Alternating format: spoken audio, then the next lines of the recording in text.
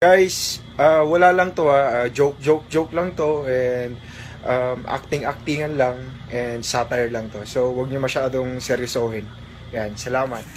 Paano gumawa ng pastillas? Wala akong pake. Simple lang. Ako interesado eh. Walang pakialam. Gumawa ka ng condensed milk, powdered milk, at asukal. Pwede ate? Pwede bumili ka muna ng condensed milk, powdered milk, tsaka asukal? Wag ka lang kuha ng kuha na hindi naman sa'yo, hindi mo naman pinagpapaguran. Yan kasi problema sa atin. Kuha tayo ng kuha, hindi naman sa atin. Nako, magnanakaw. Asukal. 3 lang. Oo, 3 lang. Hindi 5, hindi 6, hindi 7. 3 lang. Hindi kasing dami ng babae mo. Nako ate, ang linis-linis mo. Nako, sa showtime nga, 3 yung boyfriend mo na naniligaw doon. Tapos pinasok mo pa yung ex-boyfriend mo doon para pagkaguluhan ka. Tapos buong Pilipinas na mga manyak na lalaki. Nako, pinapaasa mo, pinagsasabay-sabay mo. Tapos, paghaluin mo yung powdered at saka condensed milk. Total, sanay ka namang pagsabay-sabayin lahat, di ba? Kaya na pagsabay-sabay lahat-lahat. Nako, multitasking ang tawag doon. Nako, kaysa naman sa nakikisabay sa kasikatan ng Aldab. Nako, nako, nakikisakay, che. Tigil-tigil mo ako. Tapos, pag sa tingin mong okay na, kumuha ka ng kutsara dun sa hinalo mo.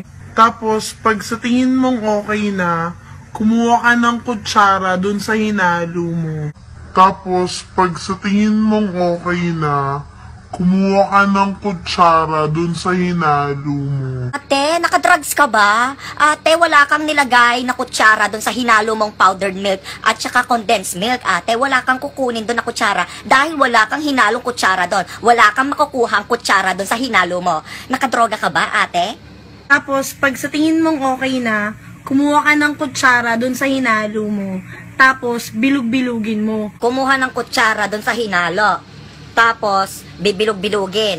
Paano ba ito bibilugin? Ay, naputol. Hindi ko mabilog. Ano ba? Bola-bolahin mo. Total, doon ka naman magaling, di ba? Paikutin mo sa mga palad mo. Paglaruan mo hanggang gusto mo. Kagaya ng ginawa mo sa akin, tangina mo.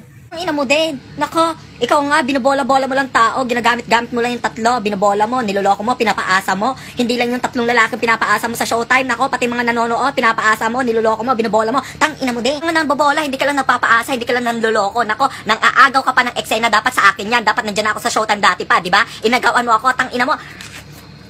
Tang ina mo, malutong. O okay na yon. Okay na pala eh. Ano pa problema? Okay na pala. O okay na yon. Tapos, kapag tapos ka na, ibalot mo, tas iwanan mo na. Ganun ka naman, di ba? Tangina ka, magka-diabetes ka sana.